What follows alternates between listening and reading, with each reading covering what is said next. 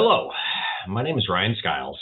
I'm a retired Air Force senior non-commissioned officer who worked in the intelligence disciplines and currently am the manager for the crime analysis unit with the police department in Eugene, Oregon.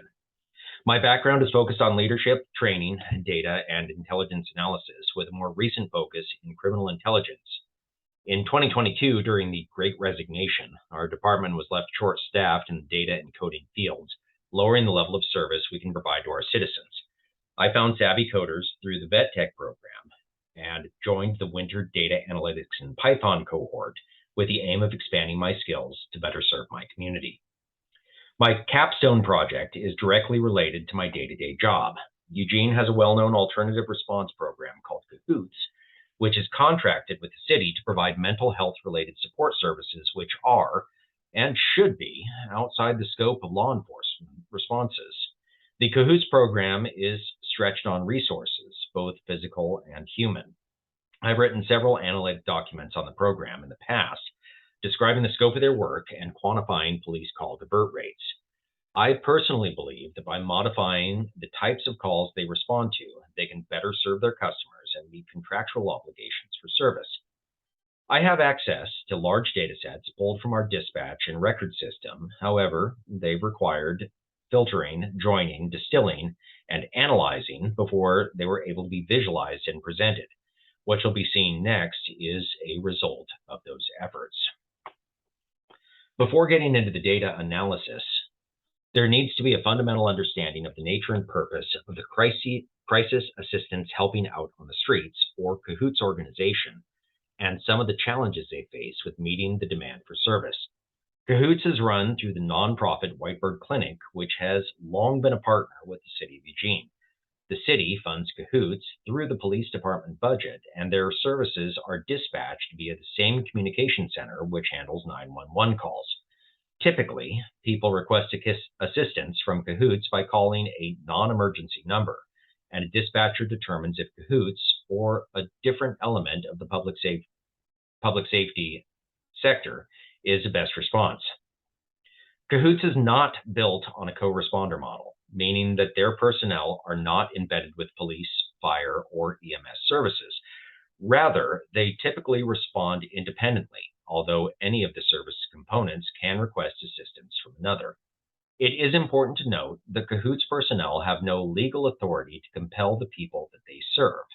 They are not a replacement for law enforcement, and they are not sent to calls of a criminal nature or anything that may involve weapons or overtly hostile people. So that's a really brief overview of the CAHOOTS program. We'll get into more specifics in a few minutes, but first, let's look at how I chose to handle the data and some of the challenges that I encountered in doing this capstone. So I started out by using several hundred lines of SQL code to extract all calls for service covering calendar year 2021 from our closed databases at work. It should be noted that while the information is held in a secure database, the calls for service data that I'm displaying today is available to the public by utilizing public records requests. No sensitive data is being discussed in this presentation. The initial data poll yielded approximately 143,000 rows of data, which encompassed calls for both CAHOOTS and the rest of the Eugene Police Department for 2021. After the initial SQL poll, I began cleaning the data in Python using scripts to change the unit types to isolate the calls specifically assigned to CAHOOTS, then consolidate that information and break out the date-time fields into an ingestible format. The majority of my data is time-specific, so I first used Python pandas with the date-time function to find the difference between the time that a call is dispatched versus the time that the unit clears. This gave me the total time for each call that CAHOOTS was dispatched to. One of the first challenges that I encountered with the data was that Tableau does not like working with time elements in an hour, minute, seconds format. Again, I went back to Python and I scripted out a function to list all times in both decimal minutes and again in seconds so that they could be graphically displayed in Tableau. Throughout this entire process, I used Excel to view my CSV file outputs, as well as using formulas for filtering for null values and some general data manipulation. The final element of my process, and perhaps it shows my age a little bit, but it's something that is always present in my analysis, and that's handwritten notes. I'm a firm believer that sometimes you need to roll up your sleeves, pick up a pen, and get into the math to really be able to visualize and understand the information that you're working with. Not only that, but it provides you with a roadmap to be able to go back and duplicate your work if necessary. Those were my basic work processes. All of those together yielded usable data sets that I could break down and use to analyze calls placed for CAHOOTS using Tableau as a data visualization tool. When looking at the data, there were over 100 different call types or natures that CAHOOTS responds to. However, there are 4 which make up the vast majority of their service profile and are really the focus of the program. So those natures are calls for welfare checks, calls to assist the public, calls for transports, and calls to assist suicidal subjects. Those 4 natures make up approximately 83% of the 16,000 plus calls that they responded to in 2021. On the slide, the chart on the left indicates the top 15 calls for service by nature that were assigned to CAHOOTS by dispatch. The graph on the right indicates the calls by nature where units were dispatched, they arrived, and they were then on scene for at least 1 second. That gives us a viable response. Both graphs together illustrate the natural attrition of calls between when someone calls in for assistance and if units can be dispatched. The other key point illustrated is the extreme drop-off of calls CAHOOTS is dispatched to once you get past the top 4 natures.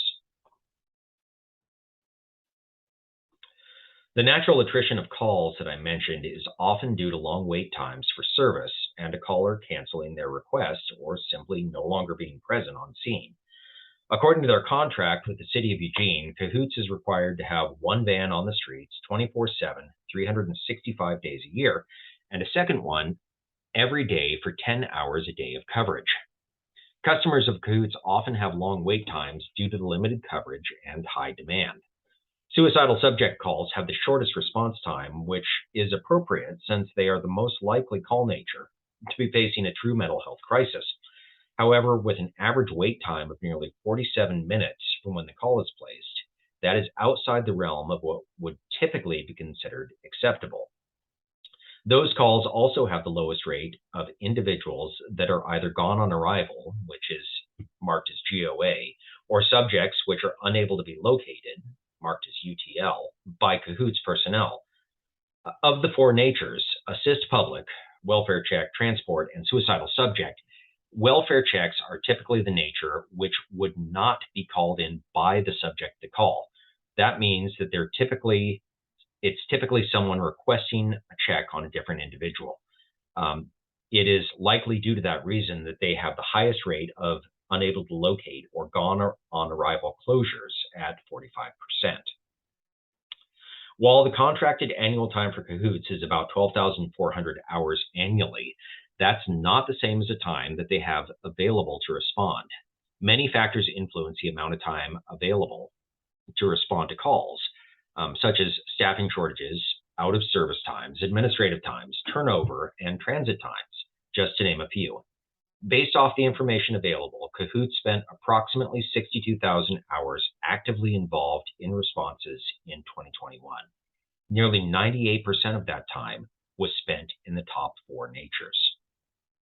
Of the 4 primary natures they service, transport calls are generally involving physically moving an individual from one location to another for services, and they typically are the least centric to a mental health issue, but require a similar response time as the other natures. My supposition is that by restricting or removing the transport call responses, the organization can better serve their customers suffering mental health crises and lessen the response time to those more vital calls. Going back to the 6,200 hours on calls in 2021, over 10% of that time was spent moving individuals from one place to another. but that's likely not the full story on transports. If you go back and look at how CAHOOTS closes their calls, you see indicators of how they keep records and another of the significant difficulties of dealing with this data, which is records accuracy. A call closure is essentially the responding unit telling dispatch what they did in order to provide service to the caller. If we examine the closures for each type of call, we see that the majority of the calls are simply closed as assisted. The second most common closure, where an individual was contacted, in other words, not UTL or GOA, is transport made. There were 1,689 calls for transports that CAHOOTS responded to. Of them, 985, or 58% of the total, were closed simply as assisted, and 186, or just 11% of those, were closed as a transport made. In nearly all instances, regardless of the closure, a transport actually occurred and a person was moved. Between the other three natures, 310 were closed as transport made, despite the fact that they weren't calls for a transport. Based off my experience over the past 3 years working with these calls, it is likely safe to assume that an additional 15% of the calls closed as assisted in the assist public and check welfare natures were also transports due to the propensity of the use of the assisted closure. I would, however, assign a lower percentage of around 5% to the suicidal subject calls. That would give us corrected totals of transports at approximately 1,012 hours, which is up 484 hours over what was reported, or roughly making up 1/6 of the annual total response hours. It brings the time spent on par with suicidal subjects and up to approximately 30% lower than welfare checks. Circling back to the beginning of the presentation, CAHOOTS is an alternative response system which has been historically understaffed and is in high demand to provide an alternative to police responses for individuals experiencing a mental health crisis. Of the four main natures of calls for service, transports are the least likely to have a direct correlation to a mental health issue, and yet they occupy an equal amount of time for the responders as suicidal subject calls, which have the highest correlation to a potentially life-threatening mental health crisis. If CAHOOTS personnel reduced transports by 50%, they would have an estimated 500 additional hours annually to respond to other call natures, hours that could potentially reduce their response times, which in turn would increase the likelihood of contacting individuals in need. If you would like more information regarding the CAHOOTS program or are interested in reading my analysis regarding the program's police divert rates, they can be found on the City of Eugene websites, which is listed on the slide. So I'd like to thank you for your time and your consideration and listening to the presentation today. Hopefully it was informative.